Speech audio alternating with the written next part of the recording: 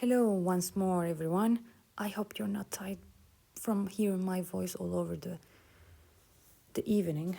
But yeah, tomorrow is the exam, so let's solve another problem, which this time is going to be about the light. And the first question is asking, I don't know which year, I totally forgot. But anyway, let's solve it. I just found one about the light and I'm sharing it with you. State what is meant by the term refraction. When we're talking about refraction, yeah, we will have to mention mediums.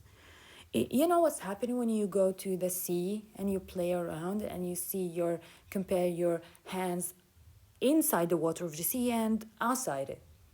You feel like your hand is bigger inside the sea, right? Well, your hand is the same. You don't have to worry. But the thing is that the light is going to be refracted inside the water because now the light has changed its medium. It was in air, now it's in water. So something is going to happen to the rays, and that's what we're going to write. What's going to happen is, let's write it that way, the rays of light, or let's say the waves, they change one of three things. Whatever you're gonna write, I'm going to give you the formula, but just they're gonna change their speed, they become slower, or they're gonna change their wavelength. I'm too lazy to write it all, but I'm just gonna write lambda, and you know lambda is the wavelength, right? So, or they're gonna change their direction. The light or the waves, they change their speed, lambda, or direction when they, oh, did I forget about when? When they change medium. Got it? So the rays of light or the waves, they bend when they transfer from one medium to another medium. The thing that happens to waves when they change their medium, the bending that's happening. Okay, so that's basically the refraction, and it's written in the book. You can go for more information there if you couldn't understand anything. Well, you can ask me, I guess, if it's not 9 already. So the diagram shows a ray of light from a torch incident on the surface of a pool of water. They're talking about this ray. This is the incident ray, okay? And here, this is the normal. And now they're asking us the angle of refraction. Oh, so what is the angle of incidence? It is given here. It's 45. Yes, 45. So let's write this down here. But here, they're giving us the angle of refraction, and they're asking, draw the path of the ray of light in water. So they're showing us the incidence ray, but they're asking us to write the ray in water. This is the first medium, which is air. This is the second medium, which is what? Which is water. Now they're asking us to draw the refracted ray. What do you think? Now you have two hands. Number one, the ray came from the air to a slower medium, which is water. So it will slow down. This direction is going to be, instead of going that way, it's going to be slower. So it's going that way. So it's gone that way. While in the other way here, let me change the color. Let me just change the color to show the incident, the refractive ray, which is here. This is the refractive ray. I know that my answer is correct. Why?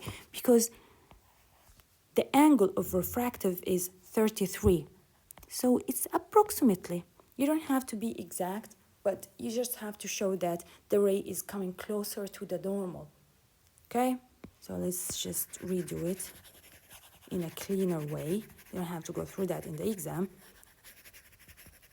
in case that equation or that question came to you. So if you do it that way, I will give you the 4 mark. Something like that, because it should be that way, but now it's going this way. You don't have to do this. And here it's 33 degree, okay? That's for number 1, or number I. For the other one is saying like state the formula linking refractive index, angle of incidence, and the angle of refraction. That's an easy question, and they're going to be given to you in the exam. So sine I over sine R. I is the angle of incidence, which happened to be 45. R is the angle of refractive. You know, incidence, I, refractive, refraction, R. You know, this is the refractive index. So here you're going to get the 4 mark just by writing the equation. And don't forget about the sign. Don't ignore sign. Don't just write 45 and 43 and 33. And now here, and as I told you, whenever they ask you to state a formula, they will, the next question is going to be answered using that exact formula. So this is another trick. Show that the refractive index of water is about 1.3. And we're going to be using the same one as I told you, sine I over sine R. And all you have to do is just normal substitution. We know that I from here, we know that it's 45, and R from here, we know it's 33. How did I know? It is written refraction. It is here, it is falling down on the surface, so of course it's going to be the incidence. And you just write sine as it is. Here you're going to substitute I with 45, and you're going to substitute R with 33. And don't you dare forget the sign, okay? And then just use your calculator, and you will find that it's 1.3, and that's what they want from us. They just want us to prove that, and we did. Let's move to the second part of it. Yep, this part. The torch is moved below the surface of the water. Now the torch is going down. Like, let me draw it for you. Oh, I don't have to draw it. I'll show it here. So the torch is going to be somewhere here. Okay? The torch is now under the water. Light from the torch is incident on the water surface at an angle greater than the critical angle. Critical angle, then we're talking about the total internal reflection. Explain the meaning of the term critical angle. Now, when we talk about the critical angle, as I said, then we're talking about the total internal reflection. And here they're asking us to explain it using diagrams as well, because this is going to help you. So I'm going to explain it, and then I'm going to write the correct answer, okay? And again, bear with me. So we have the normal reflection here, where, now let's just have more space. Here, the normal reflection, where this is the normal, where light fall or incident on the surface of water. This is the water. We are inside the water, all water. And here we have the air. So it goes here, and because it's not a critical angle, it's not greater than the critical angle, the light is going to be refracted normally. It's going to be refracted because it has some change in the medium, and it's going to be a little bit far from the normal because this is the slower medium and this is the faster medium. But this is the normal refraction. What about the critical angle? The critical angle is what's going to happen when the light or the ray or the wave is going to fall with the angle C, and the light is going, or rays, they're going to be refracted with angle of 90 degree. So if you want, and then after that, if it's greater than, if let's mirror it that way, if the incidence, if the angle of incidence is greater than C, which is the critical angle of the water, here's water, then what's going to happen, this is what's going to happen. This is the normal line, and the angle is greater than C. This is I. What's going to happen is that a total internal reflection is going to occur, and this is going to be R. What do you mean by total internal reflection? It means the surface of water is going to work as a mirror. Okay? It's like a normal mirror. Why did this happen? So yeah, now we're going to write this down. In the critical angle, critical angle C is the angle, let's say in the slower medium of incidence. It's the angle of incidence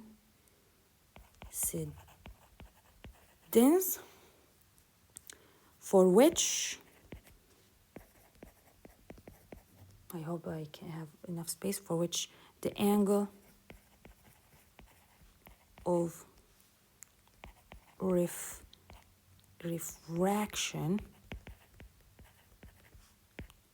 is, let's say, is equal to 90%. Or you can say it that way, it's the critical angle C is the angle of incidence for which the angle of refraction is equal to 90, or you can say it's the angle where the ray changes from just refraction to a total internal reflection. I don't have another, yani, this is the correct answer, but I'm giving you another one, which is saying it's the angle where the ray or the waves changed from just refraction to a total internal reflection. So use whatever language you feel like using, however you have to get your point, okay? Yani you have to say the important things regarding the critical angle. Now let's go to the second part. State the formula linking critical angle and refractive index. Again, they're asking about the formula, which is sine C, sine the critical angle, is equal to 1 over n. I don't know, it's either that way or n is equal to 1 over sine C. All you have to do is just the normal, the simple mathematical trick. So here they're asking us to just state the formula, and the third part is asking us to calculate the critical angle of water. So as I said, when they ask you to state a formula, then pretty much you're going to be using it on the second one. So assume the refractive index is 1.3, which means that n is 1.3, and we want C. So sine C is equal to 1 over n, which means that 1 over 1.3.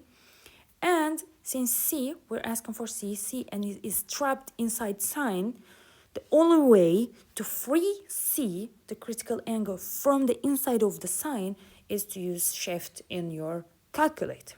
So use shift in order to get sine, or in order to get the C out of the sine. So it's just going to be something like that.